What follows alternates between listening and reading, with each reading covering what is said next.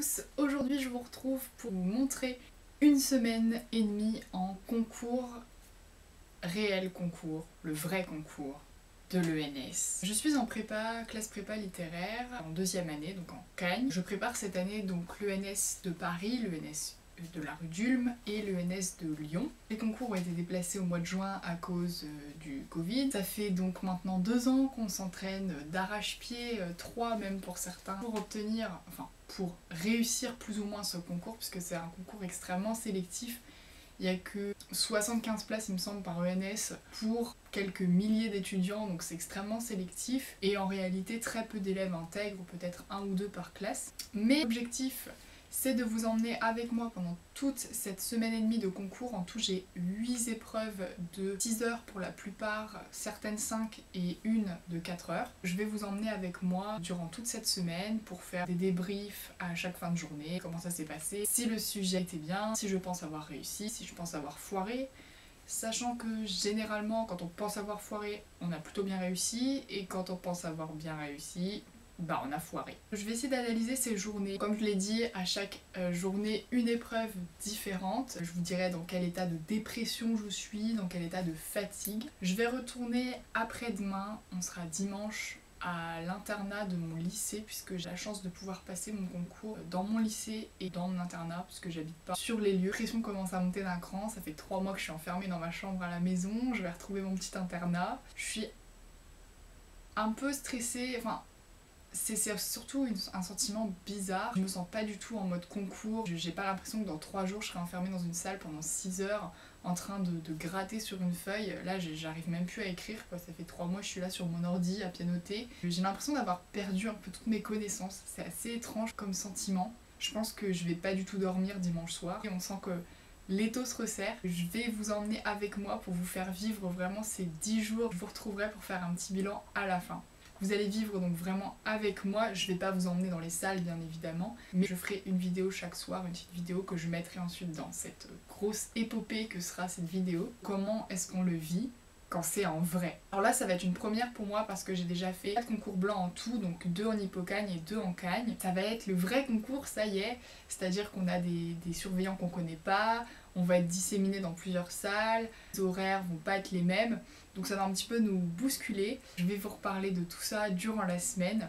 Lundi pour la première épreuve qui sera la géographie de 9h à 14h, donc c'est une épreuve de 5 heures.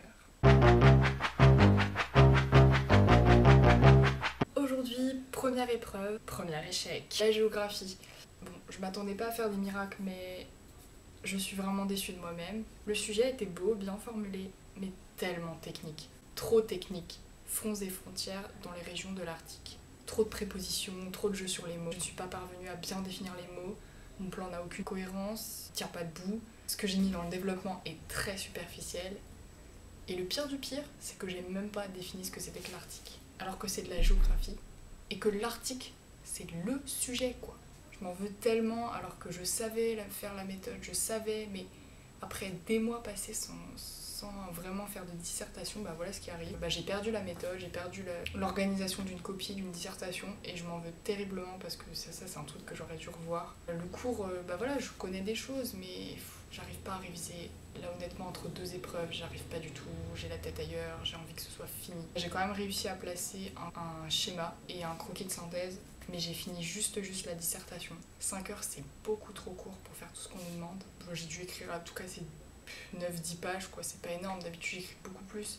Et puis comme je le dis, c'est synthétique, c'est superficiel, je suis déçue de moi-même et c'est pas du tout la bonne épreuve pour commencer. Ça m'a vraiment démoralisée pour la suite. Je suis un peu dépitée, j'avoue que je suis dépitée et j'ai l'impression que demain je vais encore plus foirer alors que c'est une épreuve que je maîtrise mieux normalement, c'est l'histoire en 6 heures. J'attends de voir le sujet, je suis déçue parce que c'était un beau sujet, que j'aurais pu faire un truc chouette et au final le contexte, comme j'avais dit, le contexte, les surveillants qu'on connaît pas, le contexte hyper rigide, le temps, etc. C'est passé tellement vite et j'ai tellement pas fait ce que je voulais, donc première déception, premier échec et j'ai peur que toute la semaine se déroule comme ça. J'ai pas du tout envie.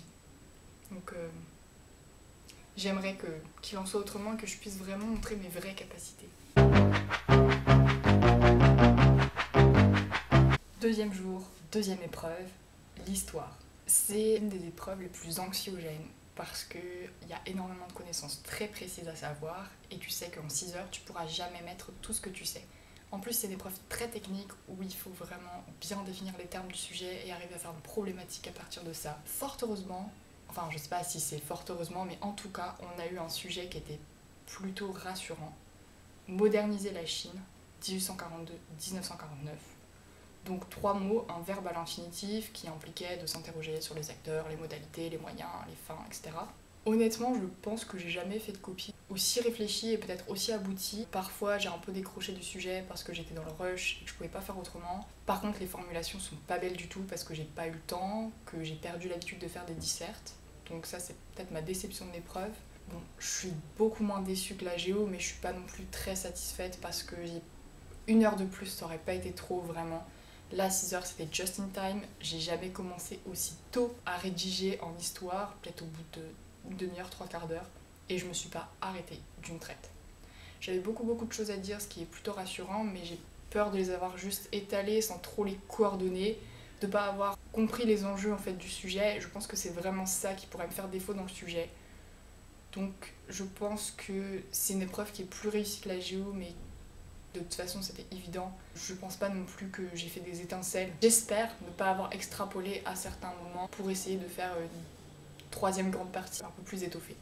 Donc voilà pour cette épreuve qui fut fatigante, mais je suis tellement heureuse et soulagée de ne plus avoir ce poids sur la tête. Après, il reste le français demain. Je dirais pas que cette épreuve m'a redonné courage, mais au moins elle m'a un petit peu apaisée par rapport à la catastrophe de lundi.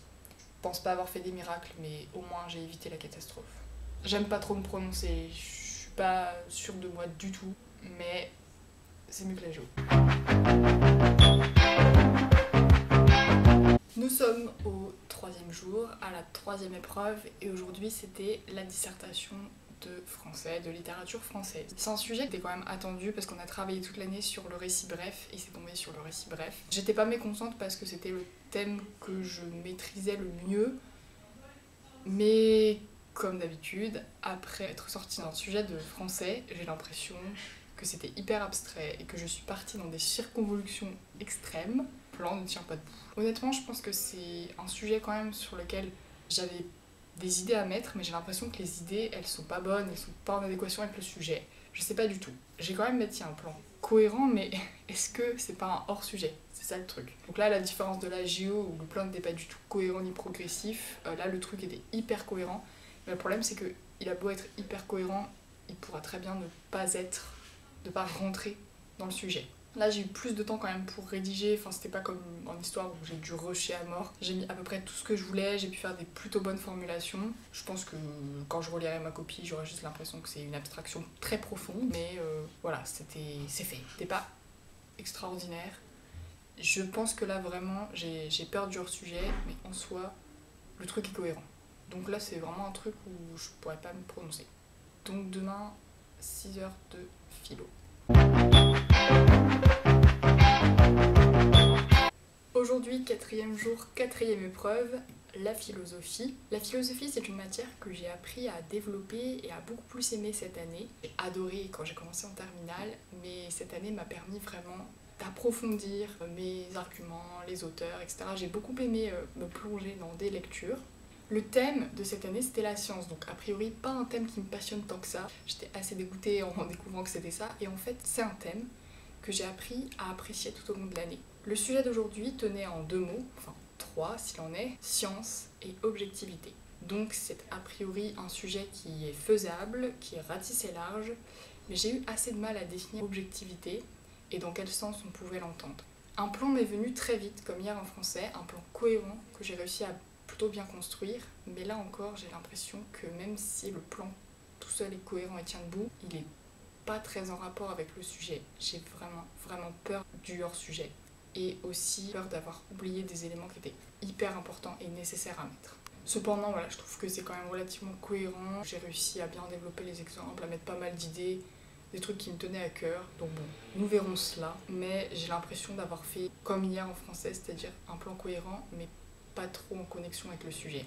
Et ça m'inquiète. Demain, c'est l'anglais, la pire épreuve pour moi parce que je n'arrive pas à formuler mes idées en anglais, qu'en plus on a 6 heures pour faire 2 exercices, une version, plus un commentaire de texte. C'est le rush, c'est pire que la géo, pire que l'histoire. Donc j'ai vraiment très peur pour cette épreuve et je pense que demain vous allez me ramasser à la petite cuillère. Bon alors 5e jour, 5e épreuve, l'anglais. J'avais pas de prétention à faire quelque chose d'extraordinaire et effectivement j'ai pas fait quelque chose d'extraordinaire. Cela dit, c'est un texte de Margaret Atwood, extrait de The Blind Assassin, il me semble, qui était assez récent, publié en 2003. C'était un extrait que j'ai mis... Oh ça va, j'ai pas mis trop de temps à comprendre, mais j'avais l'impression de faire des contresens tout le temps. La traduction, la version, je l'ai clairement ratée comme d'habitude. Enfin, j'arrive pas à traduire en fait. Clairement, j'ai l'impression que chacun des mots que je traduis ne va pas, que c'est pas français, que c'est pas le sens du texte. Enfin bref. Le commentaire, j'ai essayé de faire quelque chose de potable, mais en 6 heures, c'est trop court. Enfin, en réalité, on a que 4 heures pour faire un commentaire, vu que 2 heures sont consacrées à la version.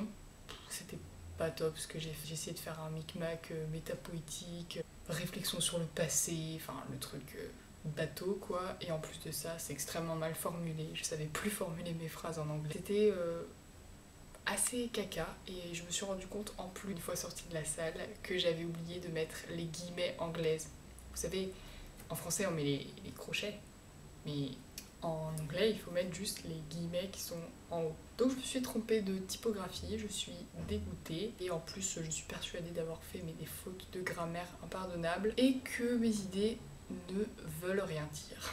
Donc épreuve plutôt ratée mais prévisible dans le sens où c'est clairement la pire épreuve a priori pour moi. Demain, dernière épreuve de la semaine mais pas dernière épreuve du concours, c'est l'aspect lettres modernes à Lyon.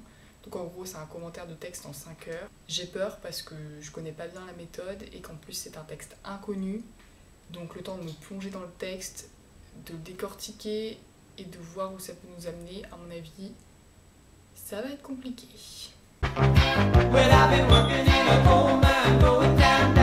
Aujourd'hui, 6e jour, c'était la dernière épreuve de l'ENS de Lyon. Donc c'était l'épreuve de spécialité, un commentaire de texte en langue française postérieure à 1600. C'est une épreuve à laquelle j'ai pas été trop préparée cette année étant donné que moi je préparais plus l'ENS de Paris que l'ENS de Lyon à travers la classe dans laquelle j'étais. Mais en tant que spécialiste de lettres modernes, j'ai travaillé la méthode du commentaire toute l'année et donc j'étais préparée à aborder un texte.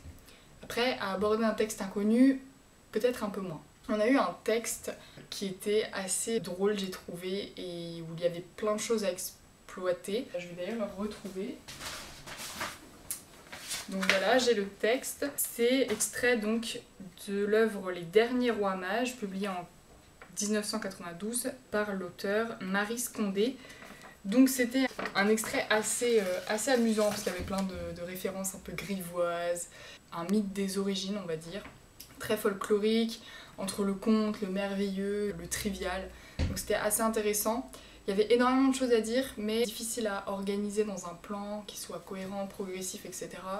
Pour moi, il y avait 1001 interprétations. D'ailleurs, on en a rediscuté avec mes amis et chacune avait un petit peu son mot à dire, comme souvent après un commentaire de texte. Néanmoins, j'ai plutôt apprécié faire cette épreuve. Par contre, je sens la fatigue vraiment arriver parce que je pensais qu'en 5 heures, j'aurais pas le temps de tout marquer et en réalité, au bout de 4 heures, 4 heures et demie, j'avais fini mon commentaire.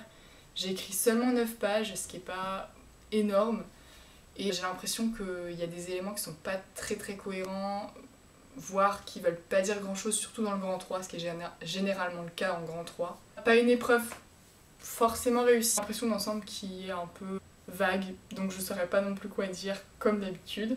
Cette semaine d'épreuves est terminée, mais il me reste encore 2 épreuves la semaine prochaine. On se retrouve donc pour le latin et pour la spécialité lettres modernes, cette fois-ci de l'ENS de Paris. Nouvelle semaine, 7e épreuve. Aujourd'hui c'était le latin. Alors j'étais assez fatiguée, voire même beaucoup trop fatiguée samedi, bout de ma vie. Donc j'avais un peu peur aujourd'hui de pas être en forme, mais je crois que dimanche m'a permis de bien me reprendre. Parce qu'il faut être très concentré pour traduire un texte de latin et puis pour le commenter après. Donc moi j'ai fait l'épreuve de version commentaire, c'est-à-dire en 6 heures on doit traduire un morceau du texte que nous devons commenter. C'est un peu la même chose qu'en anglais. Et ce matin nous sommes tombés un petit peu sur un texte pas attendu, un texte chrétien de l'auteur Lactance, donc 3e siècle après Jésus-Christ. Et c'était une critique du paganisme à travers le blâme d'Hercule. Alors honnêtement, je remercie ma prof de latin pour son cours, le christianisme dans la littérature latine, parce que vraiment, sans ça, j'aurais rien pu commenter. Là, il y a plein d'idées qui me sont venues, il y avait plein de choses à dire dans ce texte. C'était une rhétorique du blâme, très polémique, avec un ton vindicatif, et beaucoup de figures de style, de répétition, de questions rhétoriques. Donc c'était assez sympa à commenter. Après j'ai l'impression d'avoir fait un commentaire un peu empoulé avec des formulations pas très claires, donc je suis pas très sûre de ce que j'ai avancé. J'ai un peu parlé de stoïcisme aussi parce qu'il y avait une référence à Hercule, donc aux pièces tragiques de Sénèque. Je sais pas trop si ça a un rapport, enfin bon, je l'ai fait. Et de toute façon il y a souvent du stoïcisme dans les textes latins. Quant à la traduction, alors honnêtement j'ai compris, mais je sais pas si j'ai bien traduit, enfin ça n'avait pas l'air très français ce que j'ai traduit, et il y avait des passages délicats au subjonctif, avec des outs. Je suis vraiment pas sûre de ma traduction, mais de toute façon elle est pas très bonne, ça je le sais. Globalement, sentiment mitigé, mais un petit peu mieux que prévu. Après, j'ai pas l'impression d'avoir fait encore une fois des étincelles. La version, je la trouve vraiment pas très bien formulée. J'ai vraiment peur d'avoir fait des grosses fautes sur des grosses structures. Bon. Le principal, c'est que j'ai réussi à faire mon commentaire et ma version dans les 6 heures, ce qui est quand même un énorme challenge. Demain, dernière épreuve, l'épreuve pour laquelle j'ai moins révisé, c'est la CP Paris, Ulm. Donc un commentaire de texte d'une œuvre qu'on a déjà étudiée. J'ai peur parce que c'est en 4 heures et que clairement en 4 heures, t'as le temps de rien. Donc aujourd'hui c'est ma dernière vidéo, c'est ma dernière épreuve, 8e et dernière épreuve. Je suis très nostalgique parce que j'ai fini le concours de l'ENS, ça y est, je l'ai enfin passé avec 3 mois de retard au bout de 2 ans de préparation. C'est l'aboutissement de 2 années incroyables. Aujourd'hui donc c'était mon épreuve de spécialité pour l'ENS de Paris, de la rue d'Ulm. Une épreuve de lettres modernes, il s'agissait d'un commentaire de texte sur programme en 4 heures. Cette année à l'étude on avait d'abord Gargantua de Rabelais, ensuite les Mémoires de La Rochefoucauld, et enfin les Poèmes à loup d'Apollinaire. Alors mon œuvre préférée c'était les Mémoires de La Rochefoucauld puisque j'adore le 17e. L'œuvre que j'aimais le moins et sur laquelle je ne voulais absolument pas tomber c'était les Poèmes à loup parce que la poésie et moi ça fait 2. J'arrive pas du tout à commenter la poésie. Et on est tombé sur un classique de chez classique, la lettre de Grangousier à Gargantua dans l'ouvrage du même nom. C'était empreint d'une réflexion humaniste, des canons de la lettre, etc. Enfin, il y avait pas mal de choses à commenter. C'était un extrait qui était plus court que ce qu'on avait l'habitude de commenter. Ça nous a aussi laissé un peu plus de battement, on va dire. J'ai eu beaucoup d'idées qui me sont venues directement et au fil du commentaire et je suis en train de me rendre compte que le concours, j'ai bâti mon plan un petit peu au fil, enfin, surtout les remarques que je mettais dans mes commentaires littéraires, je les bâtissais au fil du commentaire parce que j'avais pas vraiment le temps de bâtir un plan solide au brouillon. Et je commence très vite et je réfléchis en même temps que j'écris et au final ça m'a pas trop porté préjudice pour l'instant. Après mon commentaire évidemment, il y a toujours des éléments que j'oublie, dont je ne parle pas et dont je suis pas forcément très satisfaite, mais dans l'ensemble c'est une épreuve qui est passée. Je sais pas tellement si elle va pouvoir me permettre de me démarquer, mais en tout cas c'est fait et j'ai enfin terminé l'ENS quoi. Donc on se retrouve chez moi pour un bilan global de ce concours de l'ENS. On dit adieu à ma petite chambre d'internat. Me revoici pour un petit bilan post-concours. Je suis rentrée chez moi hier et je suis crevée. Je sais pas, j'ai rien fait aujourd'hui et je suis juste toute flagada. Une semaine et demie super intense, mais en même temps elle est passée très vite. J'ai bizarrement plutôt apprécié de composer. Ça m'a fait plaisir de disserter pendant 6 heures tous les jours. À la longue c'était un peu fatigant, surtout à la fin de la première semaine, pour l'épreuve d'anglais par exemple. J'ai vraiment pris beaucoup de plaisir à écrire ce que je savais et à mettre en forme ce que je savais. À la fin j'avais quand même mal à la main. Mardi, donc c'était avant-hier, pour la dernière épreuve. C'était un peu compliqué au niveau de l'écriture. J'avais plus de force dans la main. Clairement. Globalement, les sujets que nous avons eus cette année sont plutôt attendu. Ils n'ont pas créé la surprise comme certains sujets on peut le faire l'année dernière. C'est ce que les cubes de ma classe m'ont fait remarquer. Personnellement, ça me satisfait plutôt bien parce que j'ai pas du tout envie de me retrouver face à un sujet où je n'ai rien à dire de pertinent ou rien à dire du tout. Néanmoins, ça va être difficile de faire la différence avec des sujets qui sont attendus et où tout le monde a quelque chose à dire. Alors est-ce que ça va se jouer sur la forme, c'est-à-dire la façon dont c'est argumenté, ou alors sur le fond, c'est-à-dire la réflexion qu'on mène? Ça, j'en ai aucune idée. Globalement, je pense aussi avoir donné le meilleur de moi-même. Alors évidemment, il y a des erreurs bêtes que j'ai faites, j'aurais pu éviter, comme le truc des guillemets en anglais, ou oublier de définir l'article, ce que c'est que l'article en géo. À part l'épreuve d'anglais justement et l'épreuve de géo qui sont mes 2 points faibles, je pense que la plupart des épreuves sont cohérentes et j'ai rendu quelque chose qui tient la route. Le problème, c'est de savoir si ça correspond au sujet. Donc je suis pas du tout confiante, j'ai aucune attente, même si on espère tous avoir quelque chose, hein. J'ai pas vraiment d'attente, j'ai juste pas envie d'être déçue par rapport à mes notes. J'aimerais qu'elles suivent en fait celles que j'ai eues toute l'année et que mon niveau au concours corresponde à celui que j'ai toute l'année. Je pense aussi avoir fait mieux que la plupart du temps cette année, parce qu'en fait je me suis vraiment donnée à fond. J'ai l'impression que pendant ces épreuves, j'avais conscience que c'était le concours et du coup je faisais du mieux que je pouvais. J'allais au bout des réflexions, je m'arrêtais pas avant, comme j'ai pu le faire des fois en concours blanc. Bon bah j'ai la flemme d'écrire une phrase, je l'écris pas. Là j'ai vraiment été la plus exhaustive possible. Sinon, d'un point de vue purement humain, comment est-ce qu'on vit le concours? Honnêtement, c'est largement faisable et c'est même une expérience humaine à vivre parce qu'on est tous dans une salle, on est stressé, on démarre à 9h pile, on finit à 15h pile, tout le monde doit poser les stylos en même temps, on débriefe du sujet l'après-midi quand on sort, enfin l'après-midi il est déjà 15h, et on est pris dedans, c'est une aventure. Et j'aime beaucoup cette ambiance-là. Tous les matins, tu te rends dans la salle en sachant pas trop sur quoi tu vas tomber. Tout le monde est dans la même situation. Une bonne expérience de ce point de vue-là, même si c'est extrêmement fatigant, c'est l'aboutissement de toute une année, voire de 2 années, voire de 3 années pour certains. Ça fait du bien d'avoir fini. En vrai, j'ai aucune prétention au concours, mais je pense avoir fait le job dans le sens où je me suis défoncée. Mais j'ai vraiment peur de pas être à la hauteur, de pas avoir fait ce qu'il fallait, d'avoir fait du hors-sujet. Donc vraiment je suis dans un état où je sais pas. Un état de léthargie puisque je n'en peux plus, mais aussi de je ne sais pas. Donc nous verrons cela dans 1 mois, il me semble, et début août. Je ne sais pas tellement si je vais me jeter dessus ou si je vais faire une réaction épidermique. Je sais même pas si je disposerai d'internet au moment où ils seront publiés. Pour l'instant, je n'ai qu'un mot à dire. Alea iacta est.